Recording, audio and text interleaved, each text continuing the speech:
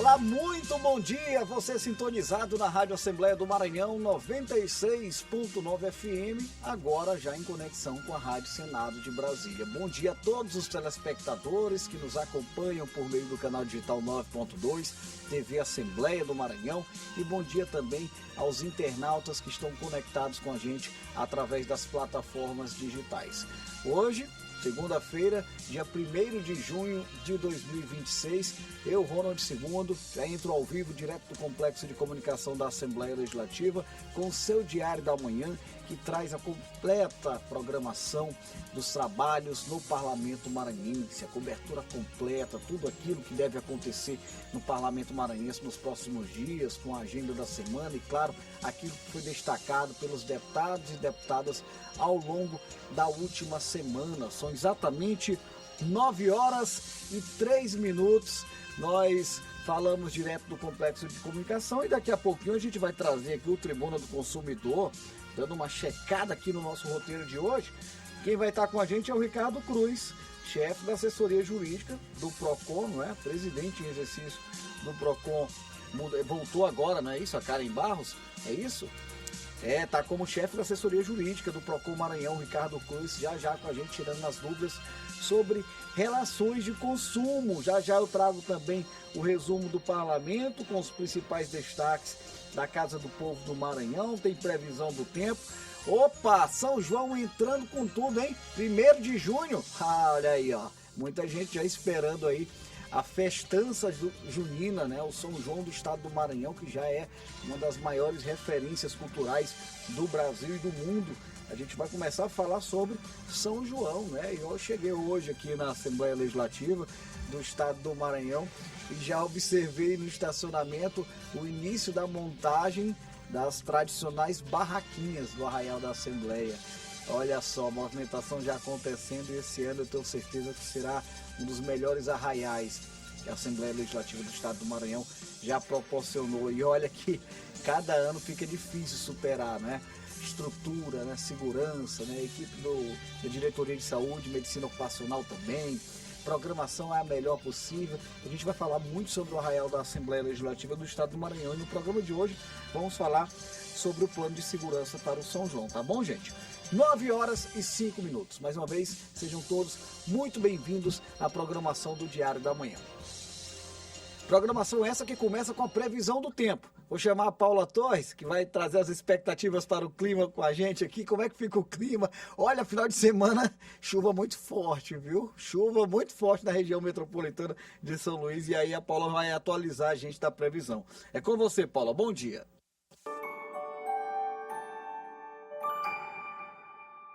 Oi, muito bom dia para você e para todo mundo que nos acompanha aqui no Diário da Manhã. E olha, começo de semana, começo de junho, e já vou avisando, melhor não sair de casa sem o guarda-chuva porque a previsão continua daquele jeito bem típico do nosso inverno maranhense.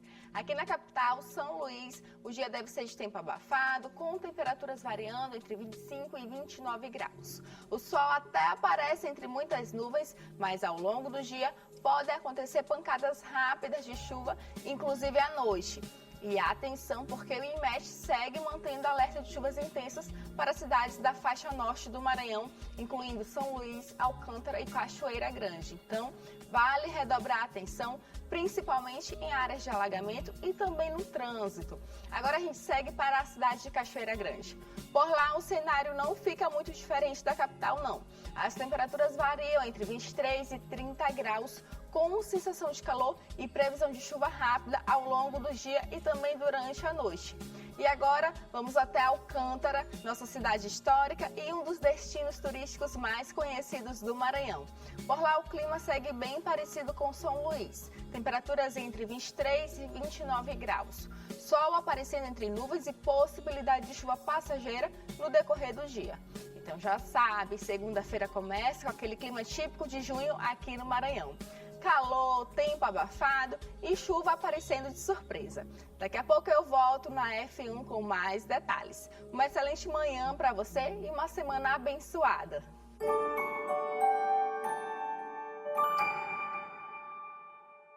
Valeu, Paulo. Obrigado pela participação, pelas informações da previsão do tempo ao longo da programação da rádio da TV Assembleia. A gente vai sempre atualizando, né? O tempo ele vira de uma hora para outra, né? Tem que ficar de olho aí na informação. Obrigado mais uma vez.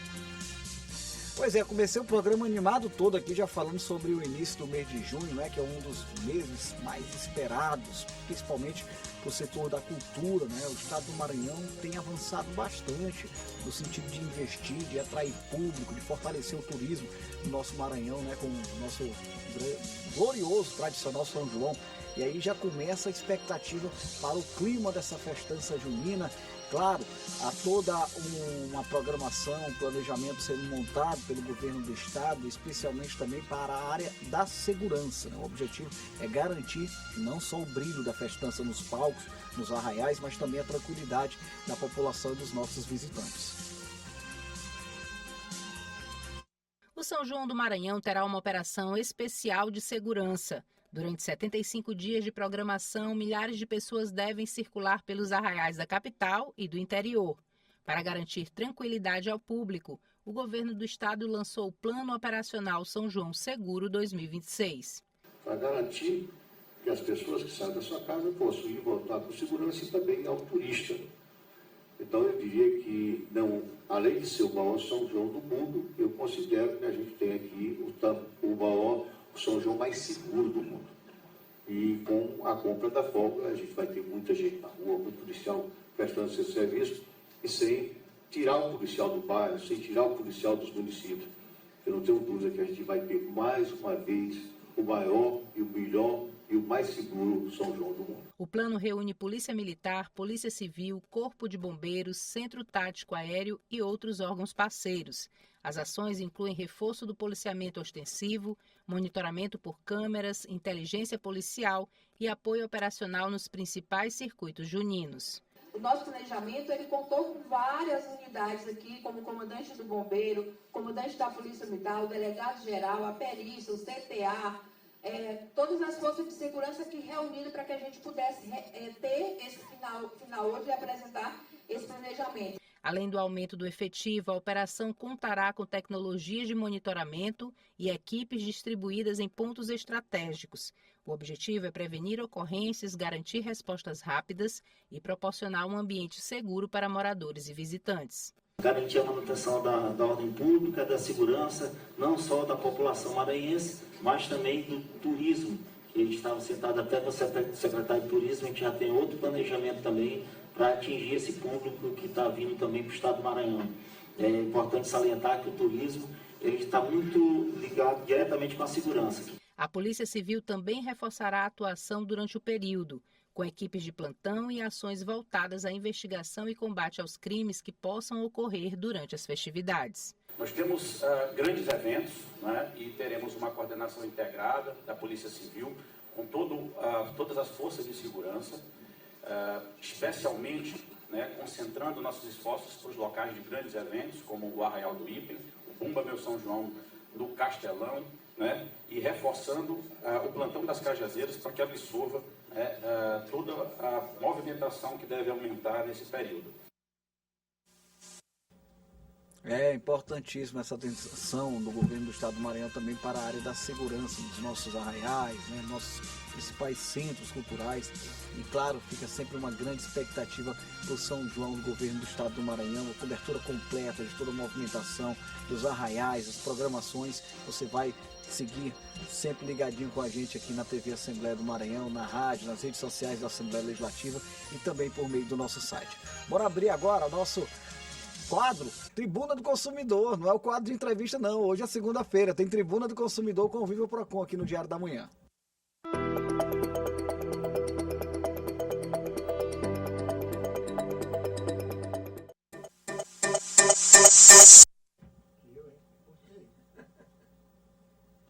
Olha aí, demorou, mas deu certo, viu? Tô aqui já com o nosso convidado de hoje, você já sabe quem é, o Ricardo Cruz, chefe da assessoria jurídica do Viva Procon.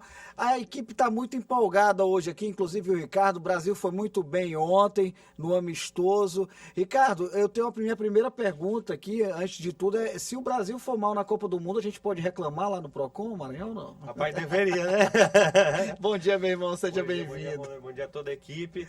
A gente espera que não seja preciso, né? Tá certo. Tô cheio de perguntas aqui, Ricardo. Inclusive, agora há pouco chegou uma pergunta que eu já vou até adiantar, da Cláudia Santos, que é administradora, moradora do Planalto Vinhais. Ela traz uma situação pra gente aqui que a gente não costuma receber.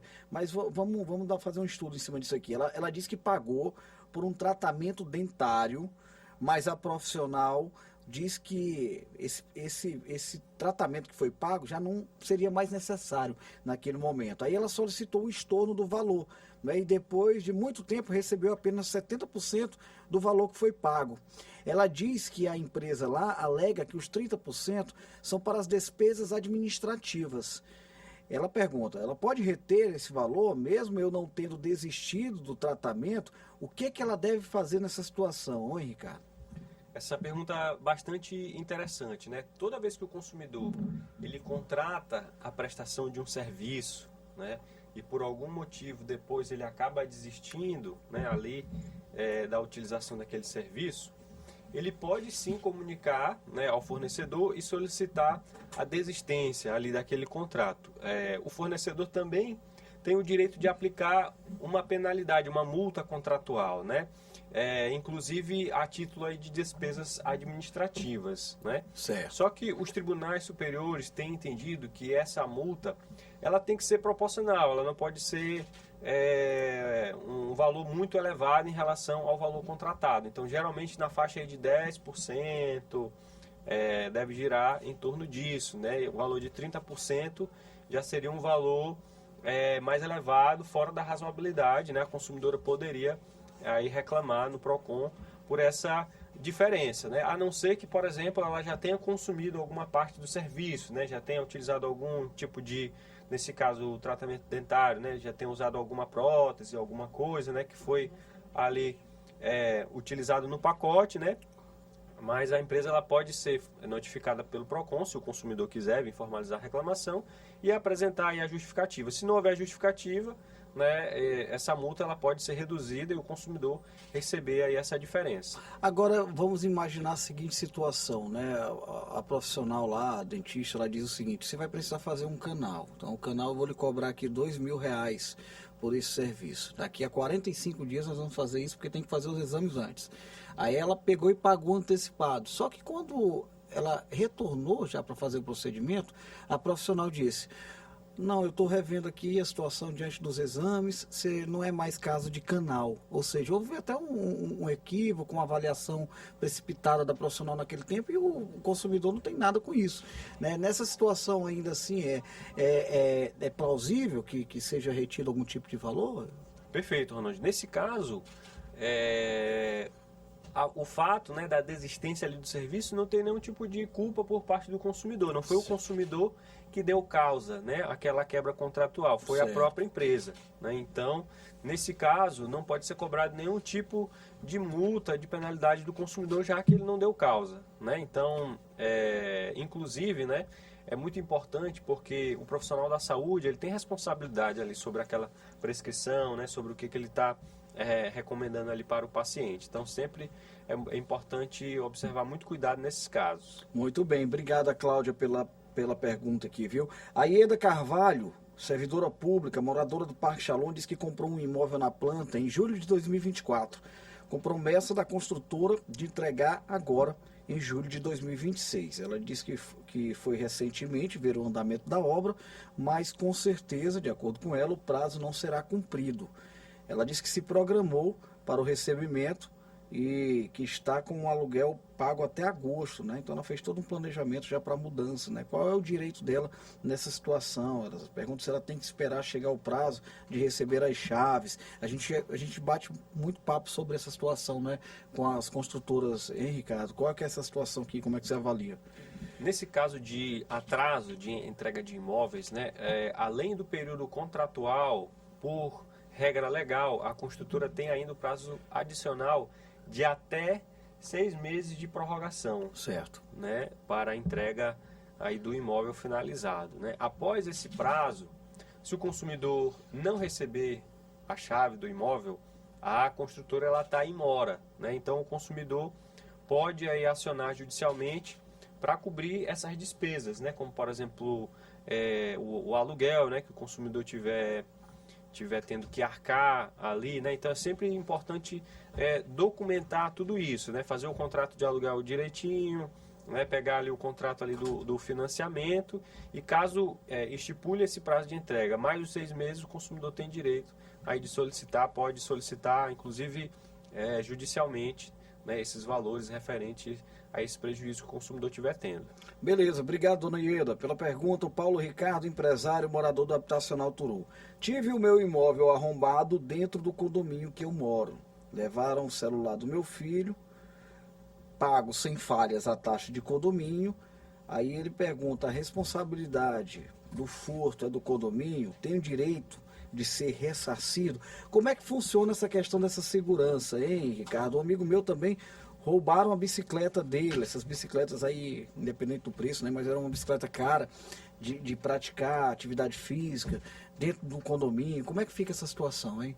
Em regra, a relação condominial ela não é uma relação de consumo, não é uma relação civil ali, porque são pessoas, como diz um condomínio, né? Todas ali são, de certa forma, proprietárias ali daquele espaço, né? E tem as áreas comuns. Então, os condôminos, eles pagam aquele valor mensal para que haja vários serviços, né? Como, por exemplo, limpeza, segurança, né? Então, o condomínio ele tem a responsabilidade pela segurança ali dos condôminos, né? Principalmente ali nas áreas comuns, né? Evitar que pessoas estranhas entrem no condomínio, né? Tem as câmeras, gravações, então o condômino pode sim buscar aí a responsabilização do condomínio. Tá certo, então tá bem respondida aqui a pergunta. Agradeço também ao Paulo Ricardo pelo questionamento. A dona Ana Maria, comerciante, alô Maiobão, tá ligadinha com a gente. Olha, recebi um aviso da concessionária de energia elétrica de que o fornecimento seria interrompido para a manutenção da rede. Desliguei todos os equipamentos, mas quando o fornecimento voltou, eu tive 3 freezers queimados. A empresa de energia é obrigada a ressarcir o consumidor? Ela diz que sobrevive do comércio e que não pode ficar tanto tempo parada, né? Como é que ela deve proceder? Destacando que ela recebeu, né, a comunicação da concessionária de energia elétrica. Como é que fica essa situação, cara? Muito boa pergunta, né? A concessionária de energia elétrica, ela tem a prerrogativa, né? Ela tem o direito de fazer esses desligamentos programados para fazer manutenção de rede, né? Mas deve comunicar sempre os consumidores de forma efetiva e com antecedência. Nesse caso, a consumidora informa, né, que foi comunicada, mas quando voltou ali a energia, né, os equipamentos, vários equipamentos queimados, né? Então, se aconteceu isso, né, você teve algum tipo de equipamento na sua casa queimado, né? Qual que é a regra? A regra é você de imediato, né, acionar a concessionária de energia elétrica. Ela tem um prazo, conforme a resolução da ANEEL, que é a Agência Nacional de Energia Elétrica, para fazer a análise desse equipamento. É muita atenção, porque você não pode mandar consertar o equipamento antes de ser realizada essa análise, porque pode ali desconfigurar, né, qual foi a origem do problema no produto, né? E aí você acaba prejudicando aquela prova, né? Então você deve acionar a concessionária de energia elétrica e esperar que eles vão até lá para fazer aí a análise do produto. Nesse caso da senhora, né, que a senhora sobrevive, né, com a venda de algum tipo de produto, precisa do freezer, ele pode ser considerado também um produto essencial. Então a senhora pode procurar os órgãos de defesa do consumidor, o PROCON, a Defensoria, um advogado da sua confiança, que nesse caso poderia até configurar uma necessidade de troca imediata, por se tratar de um produto essencial, né? E além disso, outros valores, né? Você poderia conseguir também na justiça, por exemplo, se você demonstrar ali que tinha alguma carga de mercadoria ali nos freezers, né? Carne, que tem um valor mais alto. Acabou estragando, né? algum tipo de prejuízo. Que acabou estragando, prejuízo. Então você pode também solicitar, né, o ressarcimento com base nesses danos que você teve. E se, por exemplo, se ela trabalha com um comércio, né, e ela precisa daquilo ali para sobreviver, tem também o que a gente chama no direito civil de lucro cessante, aquele lucro que ela deixou de ter por conta daquele fato externo, né, daquele prejuízo ali que foi causado. Então, por exemplo, ela passou uma semana sem conseguir trabalhar no comércio dela, sem vender ali os produtos, além do produto que estragou, o prejuízo já do produto que estragou, mais aquilo que ela deixou de vender, né? Seja bebida, porque não consegue vender a bebida quente, lógico, né? Mas não vai estragar, mas não vai conseguir vender, né? Sim. Então, isso é o que se chama de lucro cessante, o lucro que ela deixou de ter pelo problema que ela teve ali, né? De não conseguir desempenhar a sua atividade. Então, tudo isso ela consegue judicialmente aí, procurando a defensoria, um advogado da sua confiança, para conseguir o amparo aí dos seus direitos. O lucro cessante ele é mais ou menos um cálculo proporcional baseado naquilo que ela ganharia se ela estivesse trabalhando normalmente, isso com base no histórico dela do passado? Isso, exatamente. Isso, né? Ela pode conseguir comprovar dessa forma, né? Uma média ali semanal, né, do que ela conseguiria de termo de faturamento, ela conseguir esse reembolso, esse ressarcimento por conta desse período que ela ficou sem trabalhar por uma razão que não é culpa dela, né? Culpa da concessionária de energia elétrica. Tá certo. Olha, tem uma pergunta aqui do Luiz Santos, vigilante, morador da Vila Luizão. Ele fala sobre questão de produto...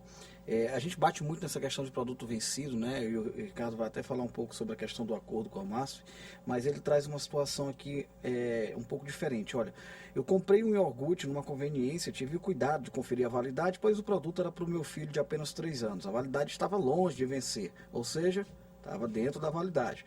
Meu filho consumiu o iogurte quase todo, aí eu fui tomar um golinho já no final e percebi que ele não estava legal não, né? Ele percebeu que estava completamente estragado. E aí ele pergunta se ele tem direito de reclamar, né, se ele tem direito ao ressarcimento, por exemplo, do valor do produto, né? Claro, com a preocupação principal que é a saúde, né, do filho dele. Mas nesse caso, o produto não está fora da validade, né? E acontece também, né, Ricardo? Eu mesmo já comprei produto dentro da validade que eu percebi, olha, esse produto aqui... Não é porque está escrito lá que está dentro da validade que eu vou consumir ele, não. Tem isso também, né? Isso. É sempre muito importante o consumidor, quando for comprar qualquer tipo de produto, principalmente produtos como esse, mais perecíveis. O iogurte é mais delicado, né? Laticínios, assim, que tem um prazo de validade menor. E é muito importante também a forma de armazenamento. Muito provavelmente, nesse caso, o produto ele não estava armazenado adequadamente, de forma adequada. Certo. Ou ficou algum tempo ali armazenado de forma inadequada e depois foi para o freezer corretamente. Aí o consumidor só viu ali a parte final, achou que estava tudo bem, né? Isso. Na hora que foi abrir, o produto estava impróprio para o consumo, né? Então, quando qualquer estabelecimento ele coloca um produto à venda que é impróprio para o consumo, esse caso pode configurar, inclusive, até crime contra as relações de consumo, né? Crime contra aí, o consumidor, previsto na Lei 8.137. Nesse caso específico, existe a responsabilidade tanto da loja, ali da conveniência, que está comercializando o produto, como também do fabricante, né? O consumidor pode ali acionar ambos, né? Por conta daquele vício, por conta daquele fato, daquele produto ali, né? Que pode inclusive ter repercussões na saúde do consumidor, né? Então, por isso é sempre importante também, quando a gente fizer qualquer compra, solicitar ali a nota fiscal, né? Porque você consegue comprovar que realizou de fato aquela compra.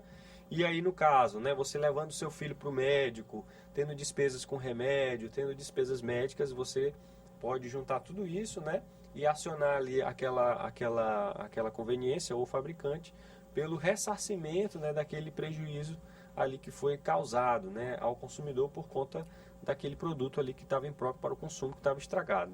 O empresário ele tem que ter o entendimento, e isso aqui é muito sério, né? Você vai comercializar um produto alimentício, né? Nesse caso aqui um iogurte, então ele tem que estar muito atento às condições, né, desse produto, como é que ele está de armazenamento desse produto, né? Porque isso é muito sério, pode resultar em um problema gravíssimo, né, Ricardo? Nas nossas fiscalizações, nós já chegamos a identificar alguns casos assim pontuais de supermercado que durante a noite é um absurdo de desligar o freezer.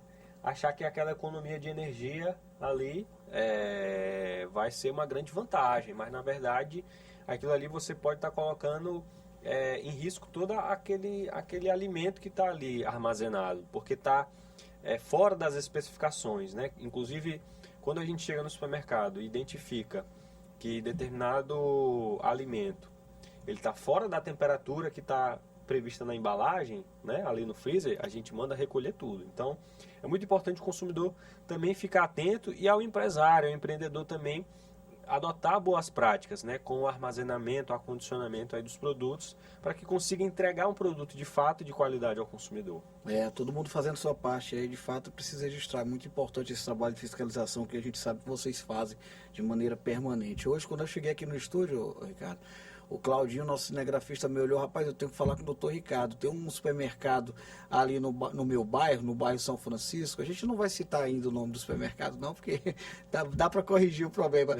Depois me passa aqui fora aqui do ar que a gente manda a equipe lá. Eles não colocam preço, aí eu tenho que ficar indo toda hora consultar o preço, os terminais não funcionam. Essa questão da precificação tem que estar, a lei ampara o consumidor, tem que estar visível ali, porque acaba sendo um transtorno para o consumidor dentro do estabelecimento ali, tendo que estar pesquisando, perguntando toda hora para o funcionário. Como é que funciona isso? Isso, a informação, conforme o artigo 6º, inciso 3 do Código de Defesa do Consumidor, ela tem que ser clara, precisa e ostensiva. Então tem que ter a informação do preço, né? Nesse caso, o consumidor pode tirar foto, pode formalizar no PROCON ali, só com aquela foto a gente já consegue notificar. A gente também encaminha a nossa equipe de fiscalização para garantir que o estabelecimento faça o mínimo, né? Certo. Que é fazer a precificação, demonstrar qual é o preço, né, daquele valor, quais são as condições ali daquela contratação, né? Para você contratar, aquilo ali nada mais é do que uma contratação. Você está adquirindo ali um produto. Como é que você vai contratar um produto se você não sabe o preço? Não sabe quanto custa. Né? Então é um absurdo. Então, o consumidor pode formalizar a reclamação e conte conosco que vamos encaminhar a nossa equipe de fiscalização. Vamos embora precificar, viu, gente? Beleza, quero agradecer mais uma vez o doutor Ricardo, aqui, o chefe da assessoria do Viva Procon, assessoria jurídica, está sempre com a gente aqui. Agradeço, como sempre, a parceria, né? Leve nosso abraço aos colegas do Viva Procon. Um abraço a todos também, toda aqui a equipe da Rádio TV Assembleia e também todos os ouvintes e telespectadores aí que nos acompanham semanalmente. Maravilha, semana começando e a gente aproveita para resgatar aquilo que foi debatido, os principais destaques que marcaram os trabalhos da Assembleia Legislativa do Estado do Maranhão ao longo dos últimos dias. Vamos acompanhar o Semana no Parlamento. Na primeira sessão plenária da semana, a mesa diretora da Assembleia promulgou o projeto de lei que garante a permanência do profissional fisioterapeuta nas unidades de terapia intensiva e nas maternidades públicas e privadas do Maranhão. A obrigatoriedade prevista no artigo anterior aplica-se igualmente às unidades de terapia intensiva, pediátrica e neonatal, observando-se o critério de um fisioterapeuta a cada 10 leitos, em regime ininterrupto 24 horas diárias. É garantia a presença de profissional fisioterapeuta para assistência obstétrica, compreendendo o pré-parto, parto e pós-parto em todas as maternidades e hospitais que realizem no mínimo 1.000 partos por ano, públicos, privados no estado do Maranhão. As instituições federativas nessa lei terão um prazo de 180 dias para serem adequadas às disposições ora estabelecidas. Também na terça aconteceu reunião da Comissão de Saúde da Assembleia. O deputado Arnaldo Melo, presidente da comissão, recebeu os advogados Adriana Aurélio de Menezes Braga e Marco Antônio para tratar da suspensão de atendimentos em hospitais e clínicas por parte de uma empresa de plano de saúde. Acarreta o impacto financeiro nos cofres públicos. Imagine aquele cidadão pós-operatório que não tem como fazer o hiperbague, que o único hospital que tem a capacidade, tem um equipamento para fazer isso na rede particular é o São Domingos. Para onde é que ele vai? Ele vai para o Hospital da Ilha, que é o único hospital da rede pública que tem esse tipo de tratamento. Então ele sobrecarrega os cofres públicos. O beneficiário ele pode propor qualquer medida judicial. O que não se pode aceitar é levar a público através do Instagram ou redes sociais denúncias, difamações que não têm sentido. A Select está cumprindo seu papel, quero deixar absolutamente claro. Estamos compondo com o Hospital São Domingos, que ele faz parte da rede Select ainda, apesar de ter um problema estrutural que o São Domingos está aplicando uma tabela para a operadora Select 3 vezes maior do que qualquer outra operadora aqui do Maranhão. Na sessão plenária de quarta, o deputado J. Pinto falou sobre os problemas nas galerias das ruas de São Luís, o que tem provocado pontos de enchentes e alagamentos na capital durante as chuvas. Há 5 anos atrás, deputado Tony Pereira, não tinha essas enchentes em São Luís porque tinha limpeza dos canais, das galerias e dos bueiros. Essas enchentes iniciou de 5 anos para cá, porque não tem essa manutenção preventiva e após as chuvas, como fazia os governos atrás, que eu participei, governo Tadeu, governo Edivaldo, terminava as chuvas, começava a manutenção dos canais, dos bueiros e das galerias. Se não fizer isto, daqui a algum tempo, praticamente nós vamos ter uma São Luís inundada, porque não há hoje, por parte da Prefeitura de São Luís, essa medida preventiva da limpeza dos canais. Durante a semana, a Assembleia Legislativa realizou sessão solene em homenagem aos 80 anos dos Conselhos Regional e Federal de Contabilidade. A solenidade foi proposta pelo deputado Fernando Braide. O Maranhão, que é tão rico, com tanto potencial, a gente precisa melhorar cada vez mais as pessoas capacitadas. E o setor de contabilidade passa por toda essa importância para que a gente possa ajudar a desenvolver nosso Estado na entidade pública e também como no setor privado. Tem muita gente que lembra do contador só na hora do imposto de renda, mas ele, na verdade, para as empresas, para o cidadão, tem muito a ajudar. Na quinta-feira, o casal de empresários maranhenses, Genival dos Santos, conhecido como Tangará, e Janaína dos Santos, recebeu a medalha Manuel Beckmann, maior honraria da Assembleia, por contribuir com o desenvolvimento do Estado por meio da geração de emprego e renda, especialmente no município de São João dos Patos. As homenagens foram concedidas por meio de projetos de resoluções legislativas de autoria do deputado Neto Evangelista. São filhos de São João dos Patos, ou seja, nossa terra maranhense, então fazem esse trabalho importante, fazem um trabalho também ambiental, porque parte do lixo da cidade, eles fazem a colheita para utilizar produtos daí que possam ser reciclados, e dessa reciclagem eles utilizam para fazer a caixa do ovo, né? Então, assim, eu acho que é sempre bom e justo que a gente possa reconhecer pessoas que verdadeiramente contribuem com o nosso Estado.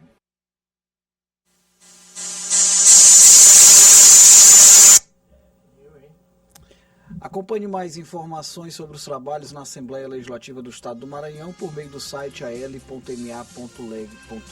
Eu quero agradecer os telespectadores da TV Assembleia, canal 9.2, pela companhia, desejar uma excelente semana e daqui a pouquinho tem o Semana no Parlamento, trazendo as informações dos trabalhos na Casa do Povo do Maranhão.